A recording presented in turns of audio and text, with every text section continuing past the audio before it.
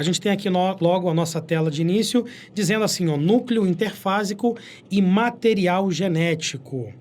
E aí já tem uma imagem que você deve estar familiarizado. A gente falou dessa imagem, eu mostrei para vocês lá quando a gente aprendeu o início, como é que foi a formação das células, na nossa aula de origem da vida. Eu estou com novamente essa imagem aqui, para poder chamar sua atenção justamente para o cara mais importante lá de dentro da nossa célula, que é o núcleo. Quando a gente olha o núcleo, nessa imagem aqui você consegue perceber bem isso daí. Ele é uma estrutura que está centralizada, na sua maioria das vezes, na célula, está bem no meio, e dentro dele existe uma estrutura, olha só, parece até sei lá, uma sopa de macarrão ali no meio, uma coisa meio bagunçada, um monte de fio de cabelo, é porque esse material que se encontra dentro do núcleo, ali naquela região, é o nosso material genético, é o nosso DNA. Não temos só DNA, a gente tem também RNA. E não temos só DNA e RNA, nós temos também proteínas naquele meio. O conjunto de tudo isso que você está vendo aí, DNA, RNA, mais proteínas, nós chamamos de deixa eu botar aqui embaixo, tina. Cromatina é o nome dessa estrutura interna que tem lá dentro. Volta aqui para mim. O núcleo, ele é formado por uma membrana externa chamada de carioteca, e essa carioteca, ela delimita tudo que está dentro do núcleo do que não está dentro do núcleo, que seria o citoplasma. É importante que a gente tenha essa membrana separando o lado de dentro do lado de fora, porque tem alguns processos que são exclusivos internos do núcleo e outros processos que são exclusivos externos do núcleo. A gente sabe que existem células que não têm carioteca, que são as procariontes. Essas células, elas não têm essa divisão, e aí os processos que são de dentro e de fora nas nossas células acontecem simultaneamente no caso de uma célula procarionte. Então, alguns processos acabam ficando um pouco atropelados, mas ela sobrevive muito bem, obrigado, sem ter, né, maiores prejuízos. Agora, quando existe a presença da carioteca, existe uma organização maior e uma eficiência maior nesses processos, que é o caso das células eucariontes, como as nossas células.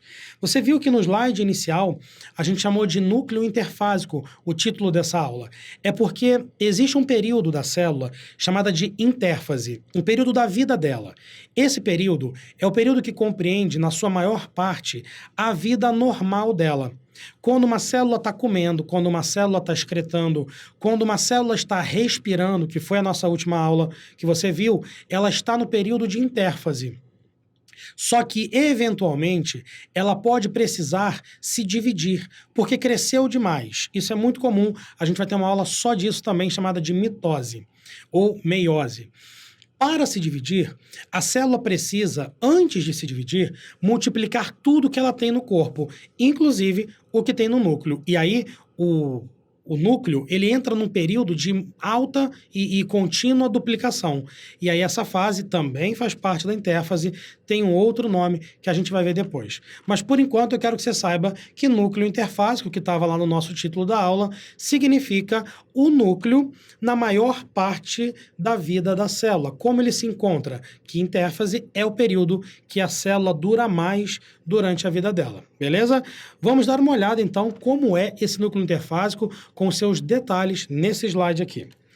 Olha, nesse slide a gente tem a nossa célula aqui, o núcleo. A gente puxou uma seta para mostrar um zoom desse núcleo, beleza? Observe você que eu chamei de cromatina tudo aquilo que se encontra lá dentro. E ali você tem uma setinha apontando para onde fica essa cromatina. Entenda você que o seu material genético ele se encontra todo aqui dentro. Cada fitinha dessa que você está vendo aí, ó, é uma dupla fita de DNA, beleza? Que a gente não sabe aqui direito onde começa, onde termina, mas a gente sabe quantas nós temos. Só para deixar anotado aqui para você, nós temos 46 moléculas de DNA dentro de cada célula do nosso corpo, ok? 46 moléculas de DNA é quanto nós temos nas nossas células. Tem outros animais que têm menos, moscas têm menos, cachorros e tudo mais. enfim, e outros animais que têm mais. Em volta da nossa região do núcleo, nós temos o envelope nuclear. O envelope nuclear, como está sendo mostrado aqui, tem duas membranas, uma interna e uma externa. E essa membrana, ou essas membranas juntas, formam a carioteca que a gente havia falado. Sendo que existem buracos que estão aqui sendo mostrados, chamados de poros nucleares, que permitem a passagem de substâncias de dentro para fora e de fora para dentro. Esse buraco, esse poro nuclear, foi mostrado aqui, olha, nesse zoom que nós fizemos para você.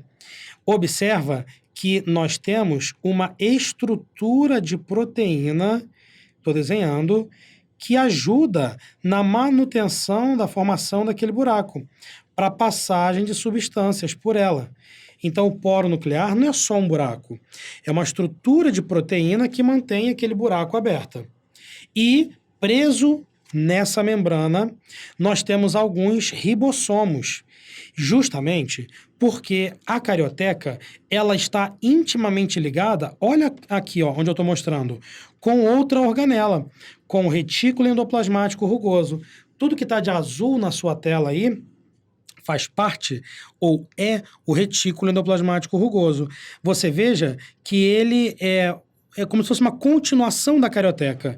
E nele nós também encontramos uma grande quantidade de ribossomos. São as bolinhas pretas que eu estou pintando aqui para vocês.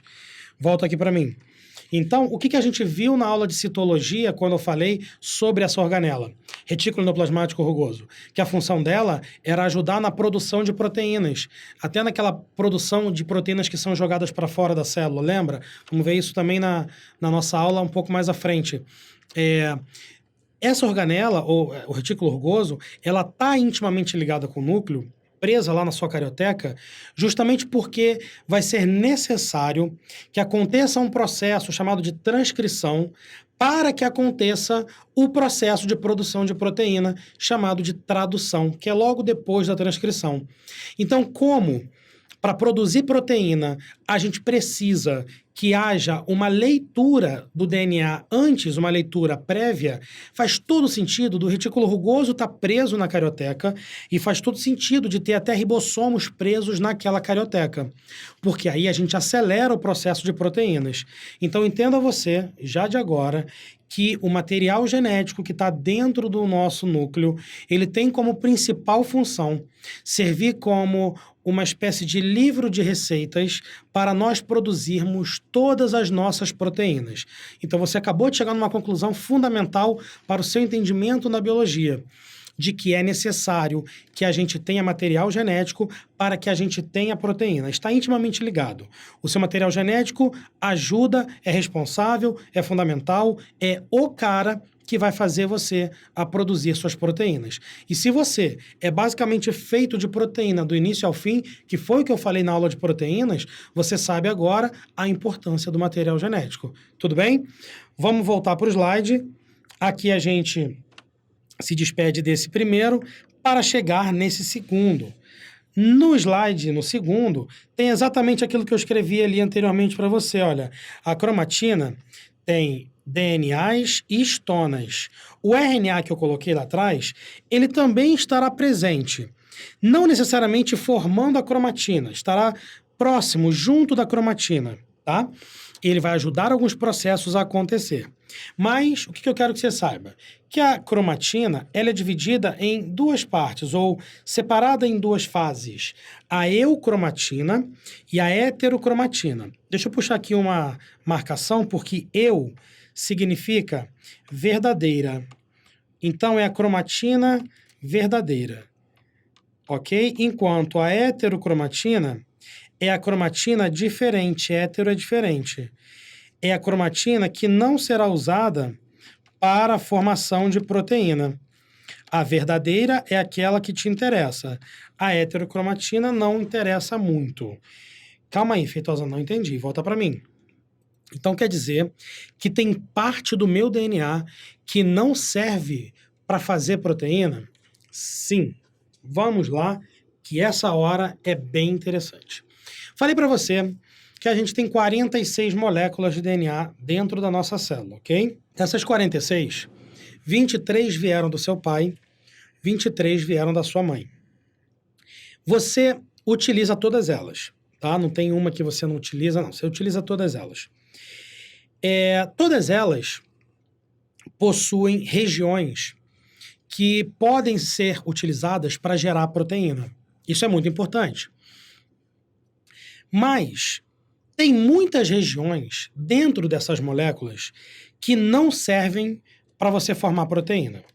Essas regiões, elas são chamadas de DNA lixo. Desse jeito, DNA lixo. Essas regiões são ditas, então, como regiões não codificantes. São regiões que não serão utilizadas para gerar proteína. Tudo bem? Aí tem as regiões que são codificantes, aquelas que podem gerar proteína. Só que pensa só comigo. A minha célula da pele, ela precisa produzir uma proteína impermeabilizante chamada de queratina, muito importante para não deixar a gente perder água. Então, na célula da pele, a região do DNA que tem a informação para a produção de queratina, ela terá que estar disponível a qualquer momento. Essa região será uma região de eucromatina na célula da pele. O DNA estará desespiralizado e disponível para ser lido. Desespiralizado é desenrolado, tá bom? Numa célula do fígado, no hepatócito, eu não preciso produzir queratina. Eu preciso produzir outras proteínas. O DNA que está lá dentro, ele tem a informação da queratina. Mas esse DNA, ou melhor, essa região do DNA, ela não estará na forma de eucromatina, desenrolada, desespiralizada. Ela estará espiralizada, porque nós não iremos produzir queratina no fígado. Então, no fígado, nós teremos essa região de DNA como sendo uma região de heterocromatina. Pegou? Heterocromatina é a região que não pode ser acessada e está espiralizada. Eucromatina é a região que pode ser acessada e está desespiralizada. Todas as duas são regiões codificantes.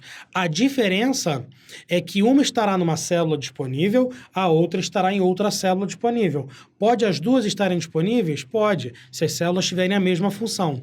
É isso, cara, que faz as suas células serem diferentes. Volta para o slide. É isso que faz acontecer a diferenciação celular. Uma célula que é chamada de neurônio, ela tem um formato muito específico. O citoesqueleto dela é um citoesqueleto bem específico. E olha, isso que eu estou desenhando aqui embaixo é o que você enxerga nas nossas aulas e aqui, quando a gente estuda sobre neurônio. Isso aqui é um neurônio. Isso que eu estou desenhando aqui agora, ok? Assim, ó, é o que nós enxergaremos quando falarmos de células musculares. Uma célula muscular tem um formato totalmente diferente, tem até mais do que um núcleo na sua estrutura, do que um neurônio. Olha só, cara, duas células que eu acabei de desenhar, altamente especializadas, altamente diferentes entre si.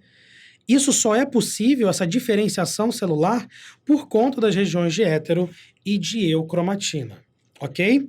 Antes de eu sair do slide, tem aqui o nucleolo que eu estou mostrando aqui para você. Volta para mim. O que seria a região do nucleolo? Seria uma região de mais condensamento de DNA. Em toda a célula, a gente tem lá uma região mais condensada, uma região com mais quantidade de DNA espiralizado e totalmente aglutinado, que tem uma importante função de servir como região que vai dar origem aos RNAs que formarão os ribossomos. Então também existe esse tal de nucleolo, que eu vou usar o slide anterior para você ver melhor até do que esse que eu mostrei agora. Quer ver? Vem aqui no slide anterior. Olha só aqui, ó, nucleolo, que eu estou marcando e apontando para você aqui agora. Olha só essa região que está mais condensada bem aqui no meio. Sempre é no meio do meio, Feitosa? Não, às vezes pode estar um pouco deslocado, mas essa região é o nucleolo que nós estamos falando aqui para você. Tudo bem? Muito legal, muito bom. Ah, olha só, nesse slide aqui também dá para ver a região de eucromatina. Ela é essa mais clara que está sendo mostrada aqui, ó. Toda essa região mais clara é região de eucromatina, tudo bem? A região de heterocromatina seria essa região que eu vou pintar de roxo aqui, ó, que está mais escura sendo demonstrada aqui para você. Nessa célula seriam essas as regiões de eucromatina, de heterocromatina. E as de eucromatina, as vermelhas mostradas ali. Aqui também está sendo mostrado que o retículo rugoso já está bem próximo, tá vendo? Ó? Isso aqui é uma microscopia real para que você possa enxergar exatamente como é. Beleza? Pode voltar para mim. Bom, então você conhece a estrutura básica do núcleo agora. Sabe o que é o poro, o que é carioteca, o que é uma região de heterocromatina, de eucromatina e, inclusive, o que isso importa para a diferenciação celular. Bom, agora é importante que você conheça o material genético. E, na verdade, o objetivo da aula de hoje é esse. Mostrar para você como que o DNA é formado, como que o RNA é formado e introduzir o assunto que falaremos na próxima aula, que são os processos que esse material genético passa. Tudo bem? Vamos voltar para o slide, então. A gente tem aqui, olha, ácidos nucleicos. São dois tipos, DNA e RNA. Eles se chamam ácidos porque eles têm mesmo uma composição ácida na sua formação, tá bom? Então, tem aqui DNA e RNA. E aí, nós temos do lado direito uma amostra de como que eles se organizam, como que eles se formam. Um DNA, ele é formado de uma molécula menor, chamada de nucleotídeo. Na verdade, tanto o DNA quanto o RNA, eles são formados de nucleotídeos. Isso que você está vendo aqui, nesse lado, é um nucleotídeo. É uma molécula que é formada de uma pentose, uma base nitrogenada e um fosfato. Eu vou replicar esse desenho aqui do lado para você. Essa que eu estou fazendo aqui é a pentose. Estou fazendo aqui a casinha representando a pentose que ali está. Esse que eu estou fazendo vou fazer de vermelho. Do lado aqui é o fosfato, ok? E esse que eu vou fazer de preto aqui é a base nitrogenada. Estou fazendo ela desenhada aqui para você. Então, acabei de desenhar um nucleotídeo. Vou fazer um outro nucleotídeo logo embaixo, desse jeito aqui, ó, uma casinha, de novo, com o fosfato, com a nossa base nitrogenada logo embaixo. E aí, só para ficar interessante, vou fazer mais um, vou fazer mais rápido agora, tá, gente? Mais outro, vou fazer mais base nitrogenada do lado de cá e do lado de cá também. E aí eu termino fazendo 2 fosfatos, um preso aqui e outro preso aqui. Gente, fiz 4 nucleotídeos na sua tela. 4. Olha o que eu vou desenhar agora. Eu vou fazer uma ligação entre esses nucleotídeos. Olha aqui. Entre o carbono de uma pentose com o fosfato do outro. Vou fazer outra ligação aqui, olha, com esse fosfato. E mais uma ligação nesse ponto aqui. O que eu acabei de fazer aqui? Eu fiz uma cadeia de nucleotídeos. Volta para mim. Eu acabei de construir uma fita de material genético.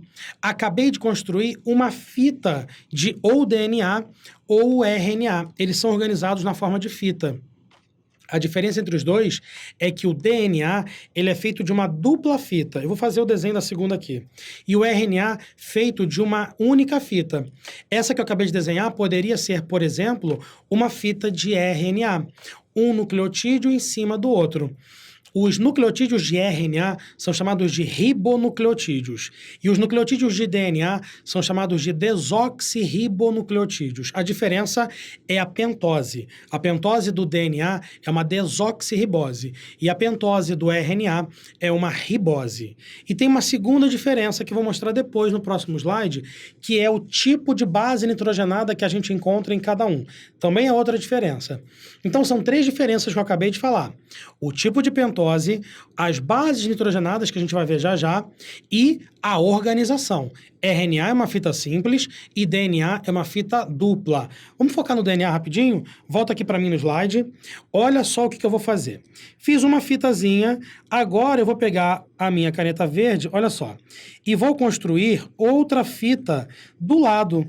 Estou construindo um nucleotídeo, estou construindo 2, estou construindo 3 nucleotídeos e estou construindo o quarto. Vou construir os fosfatos. Vou botar fosfato aqui, vou botar fosfato aqui, fosfato aqui. Mais um fosfato. E agora, para fechar o balão bacana, vou colocar as bases nitrogenadas presas nesse nucleotídeo. Vou botar uma aqui, vou encostar uma outra aqui presa nesse nucleotídeo também, mais uma base nitrogenada presa nesse nucleotídeo e mais outra base nitrogenada. Observe você que, de propósito, estou fazendo esse conjunto de nucleotídeos ligados de cabeça para baixo, em comparação à primeira fita. Vou puxar uma setinha para você saber que o nome dessa ligação, que liga um nucleotídeo no outro, é chamada de ligação, vou botar aqui, hein? Ligação fosfodiéster. Tem que saber, Feitosa, o nome dessa ligação? Tem que saber o nome dessa ligação. Fosfodiéster. Tem tanto nessa fita aqui, quanto nessa outra fita que eu mostrei aqui para vocês no início, tá? Também são ligações fosfodiéster. Vou deixar escrito aqui para você tirar o seu print depois, tranquilo, o seu print vencedor. Opa, passei, volta para cá. Cara, por que eu botei uma de cabeça para baixo em comparação à outra? Por que eu fiz isso? Para você entender que o que liga uma fita de DNA a outra fita de DNA são as bases nitrogenadas. Olha aqui, eu estou fazendo uma ligação entre uma base e outra nesse exato momento, olha aí. Estou fazendo ligações entre as bases que estão pareadas, que estão na mesma altura. Se eu fizesse esses nucleotídeos voltados para o mesmo lado, eu não conseguiria fazer isso que eu estou fazendo agora. Observe que eu estou botando aqui essas ligações moleculares, intermoleculares, e tem nome, tá? Essas ligações. Essas ligações que eu estou construindo aqui, elas são chamadas, vou puxar uma setinha aqui para baixo, na verdade vou escrever um pouquinho mais em cima, deixa eu apagar aqui. Essas ligações, elas são chamadas de ligações, olha aqui, de hidrogênio. Então, eu estou construindo algumas ligações de hidrogênio aqui na sua tela.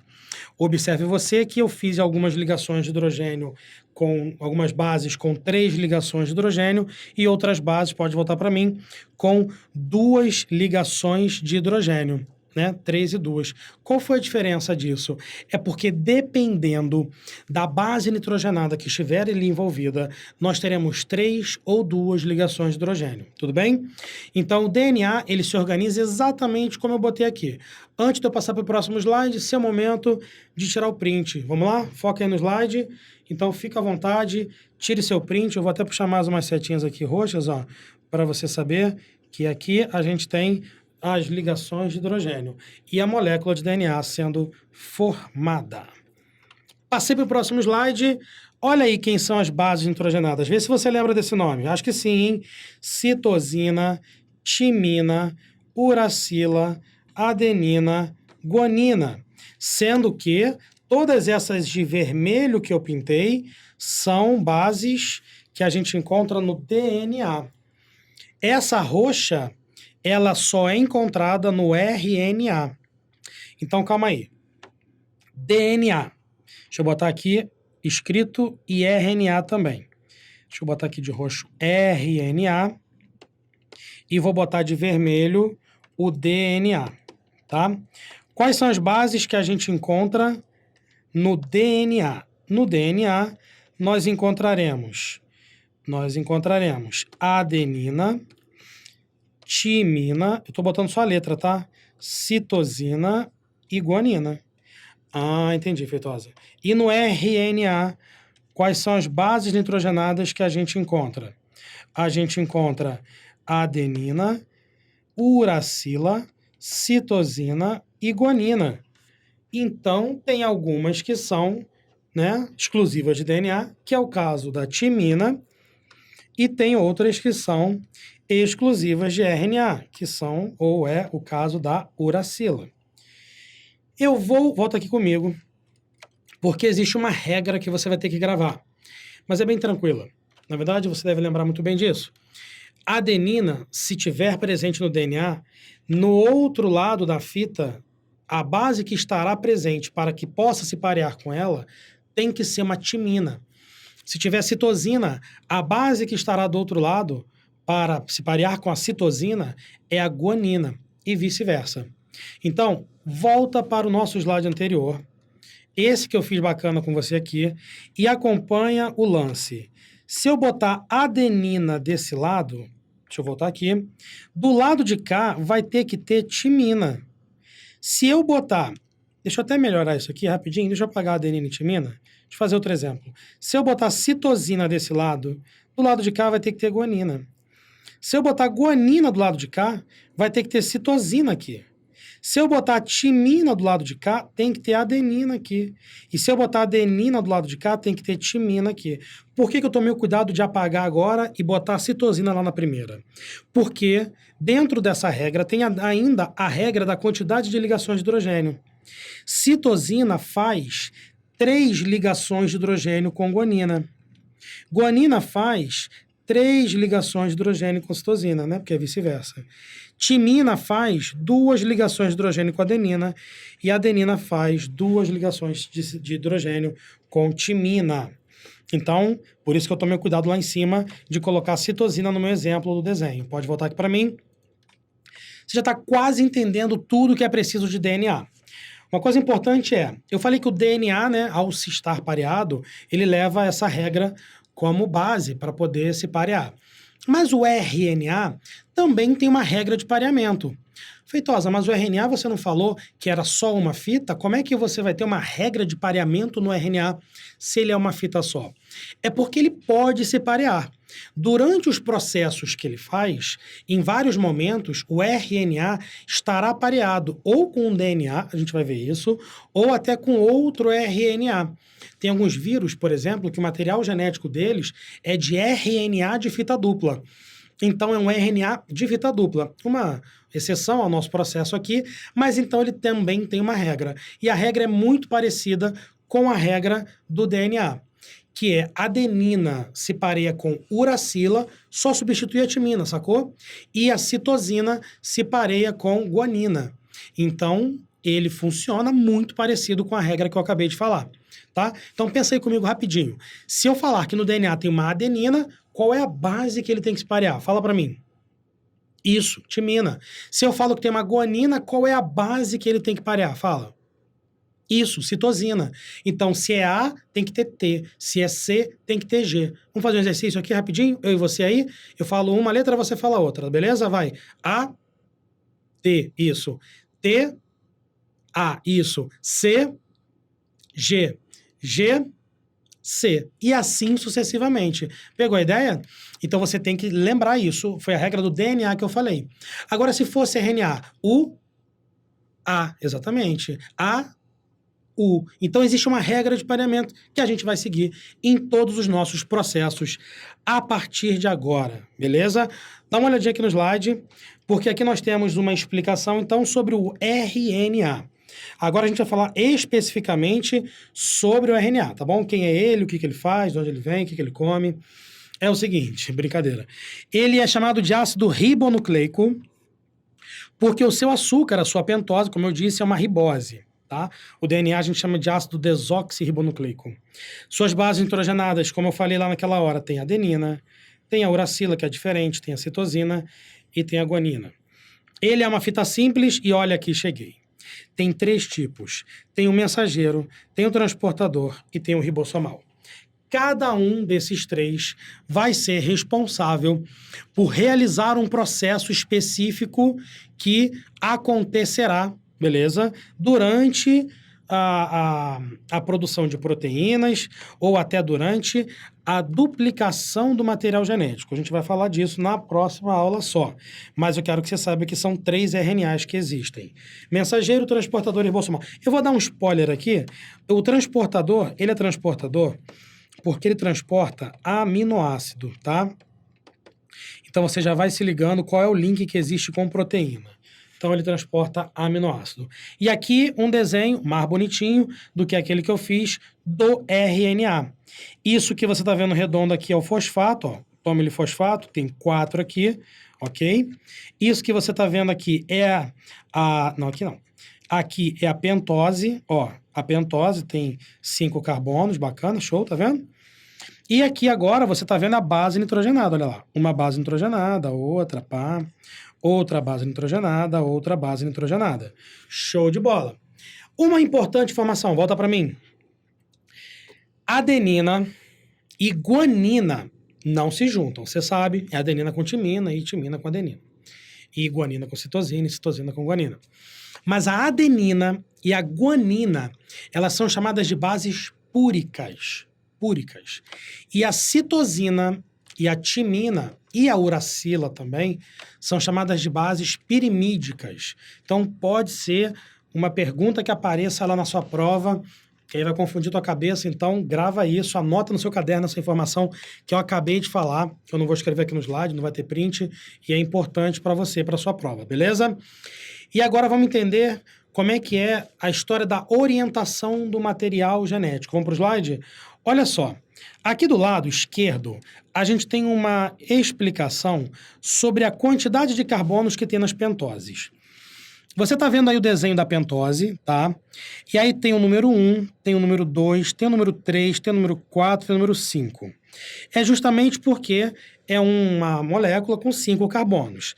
Esse outro vértice aqui é o oxigênio que se encontra naquela casinha que eu desenhei para vocês.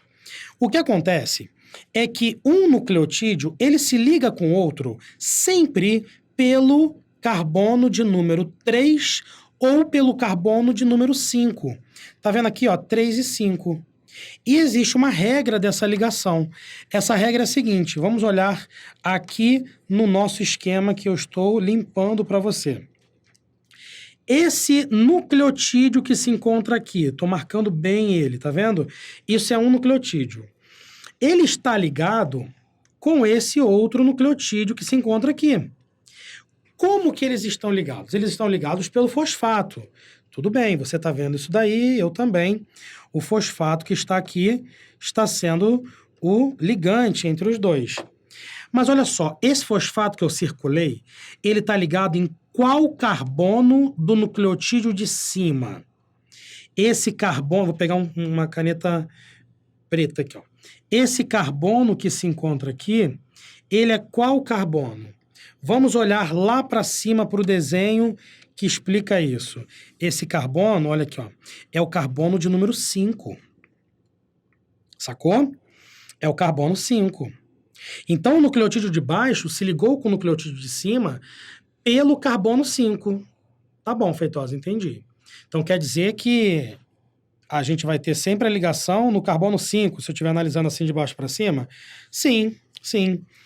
Aonde está o carbono 5, né, desse nucleotídeo que se encontra... Deixa eu ver. Esse nucleotídeo que está aqui. O carbono 5 dele está livre. Está aqui, nesse ponto. Está livre para ser ligado. E no último nucleotídeo, vou lá para cima agora, tá? No último nucleotídeo, que está aqui, ó, nós temos qual carbono disponível para ser ligado? Nós temos esse carbono que se encontra aqui, que eu marquei de vermelho, que é o carbono 3. Então, se o último de cima, o que está livre é o carbono 3, a gente diz que essa extremidade é a extremidade 3'. Se o carbono que está livre embaixo é o carbono de número 5, a gente diz que essa é a extremidade 5'. Então, essa fita de RNA que está desenhada aqui, se ela estivesse na sua prova desenhada assim, estaria dito lá que essa é a extremidade 5', e essa extremidade 3 linhas. Volta para mim. Todo material genético tem essa organização. Um lado vai ser o 5 linha, o outro lado vai ser o 3 linha. Sendo que a ligação de uma nova molécula, ela sempre será dada no sentido 5 linha, 3 linha. Tem uma molécula aqui, a próxima que vai ligar, ela estará se ligando no carbono 3 dessa primeira. Então, é no sentido do 5 para o 3. Tem até piadinha de biólogo, qual é o sentido da vida, né? 5 linha, 3 linha. É mais ou menos assim. Que veremos nas próximas aulas sobre mais detalhes sobre isso. E aí, só para finalizar bacana, no DNA a coisa é um pouco diferente. Só porque tem duas fitas, olha aqui no slide. No DNA, vamos lá, ele é o ácido desoxirribonucleico, ok? Por conta da pentose que ele tem, que é a desoxirribose. Show de bola. As bases nitrogenadas, você já sabe o nome, elas estão exatamente aqui sendo mostradas, ok? E exatamente aquilo que eu falei, olha lá, quantas ligações químicas faz adenina com timina, de hidrogênio 2, tá vendo? Enquanto guanina com citosina, 1, 2, 3. Fechou, Diego, entendi. Show de bola. Agora vai a dica vencedora para a sua prova. É necessário que você saiba que a quantidade de adenina mais timina, e a quantidade de guanina mais citosina tem que dar 100% de uma molécula de DNA. Se você estiver falando, de uma molécula de DNA, bonitinho assim, e a questão falar que tem 20% das bases como sendo adenina, isso te dá uma informação muito importante. Porque se você sabe que 20% das bases é adenina, logo você sabe que os outros 20%, ou melhor, que é necessário ter 20% também de timina. 20 mais 20 dá 40. Sobra 60. Ora, cheguei à conclusão que 30% das bases é citosina e 30% das bases é guanina. E aí, soma tudo isso que eu botei na sua tela, vai dar 100%. Então, é necessário que você tenha esse bizu aí, que você saiba trabalhar com isso, porque as fitas são complementares. Volta para mim. Então, dei um bizu muito interessante aí para a tua prova, para você se ligar. E agora vamos para outra importante informação, que é sobre a história da extremidade quando é uma fita dupla, né? Onde é que é 5 linhas, onde é que é 3 linhas. Volta para o slide. Olha lá. Nesse slide aqui, nós temos uma situação com duas fitas.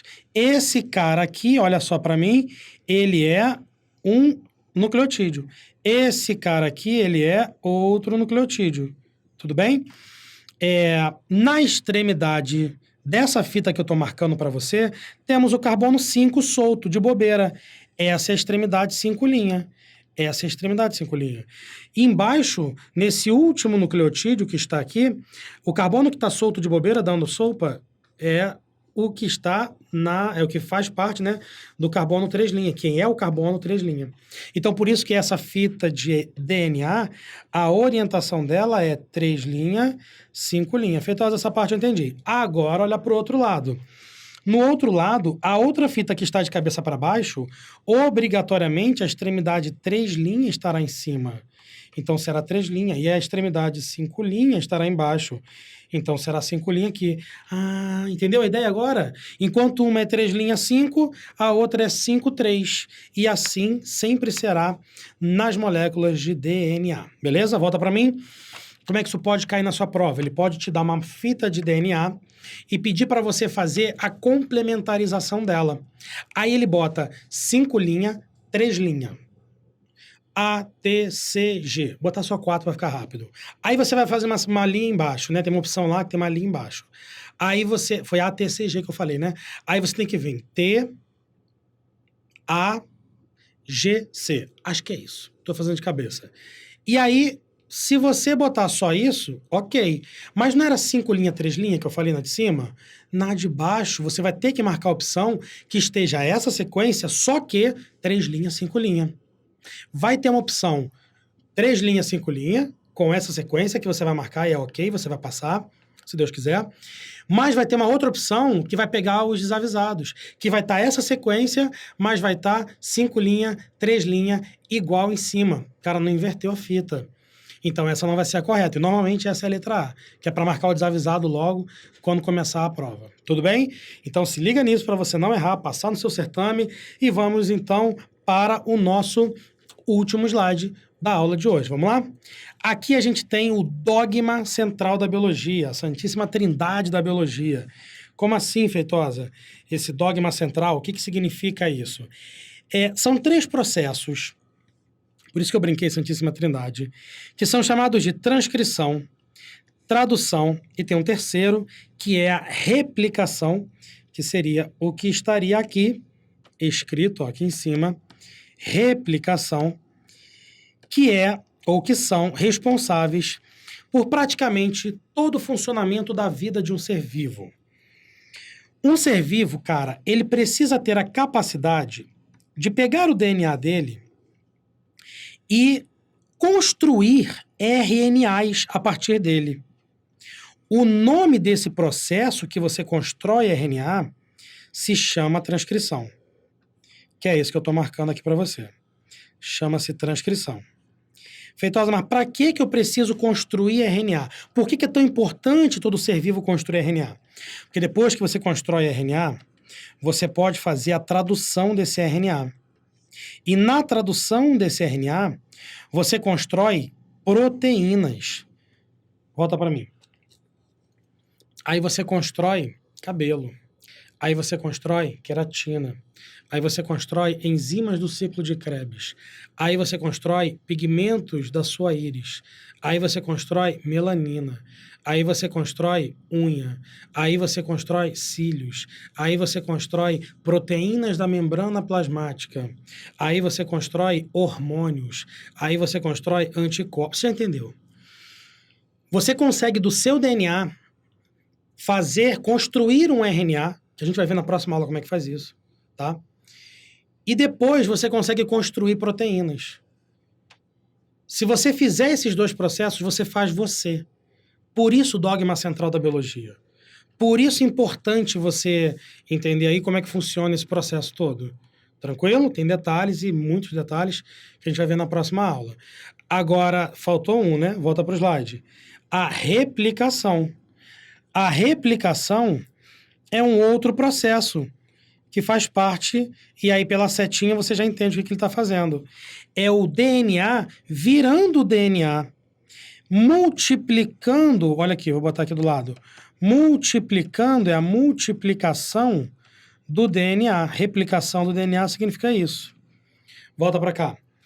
Por que é importante um DNA se multiplicar, um DNA se replicar?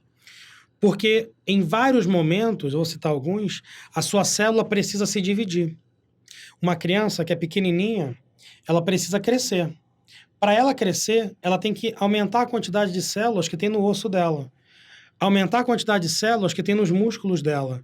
E aí a célula vai ter que fazer novas. Uma virar 2, 2 virarem 4, 4 virarem 8, 16, 32, 64. Então, dessa forma, é necessário que toda vez que tiver esse processo, que haja a replicação.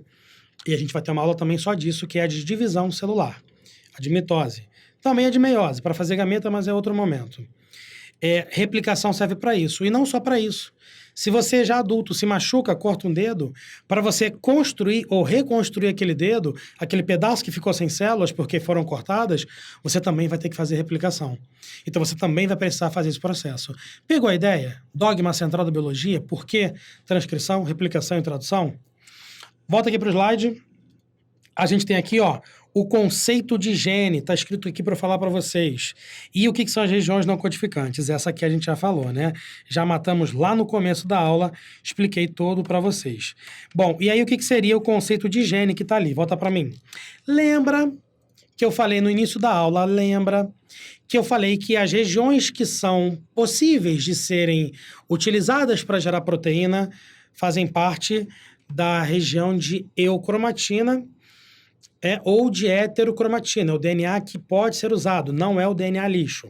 O DNA lixo seria a região não codificante. A região que é codificante, ou eucromatina ou heterocromatina. Show de bola.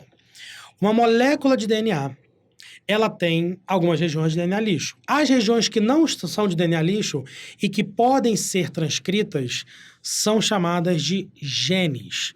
Então, você tem uma região de uma molécula específica do seu DNA que é responsável por produzir melanina na sua pele, responsável por produzir a proteína melanina. Essa região é chamada de gene da melanina, sacou? Você tem uma região que é responsável por produzir a proteína que vai dar cor ao seu olho. Essa região é chamada de gene da cor do olho. Você pode até ter mais do que um gene para a cor do olho. Você pode até ter 2, 3, 4 genes que vão fazer acontecer aquela cor do seu olho. E a gente vai ver isso na aula de genética, que também não é agora. Mas eu quero que você saiba que gene é uma região do seu DNA responsável por produzir uma proteína que vai ter uma determinada função no seu corpo. Esse gene pode estar desespiralizado na forma de eucromatina. E aí aquela célula pode produzir, dependendo da demanda. Ou aquele gene pode estar espiralizado, e aí aquele gene não consegue ser acessado naquela célula, o que causa uma diferenciação entre as células, e assim que nós temos células diferentes. Queridos, essa foi a nossa aula introdutória sobre material genético. E agora, na sequência, a gente vai ver a nossa aula sobre transcrição. Depois a gente vê a de tradução e etc. Na verdade, até junto, a próxima aula vai ser transcrição e tradução. Tudo bem? Então, não perca o foco, vamos juntos, sua prova está chegando, fique com a gente e até a próxima. Tchau!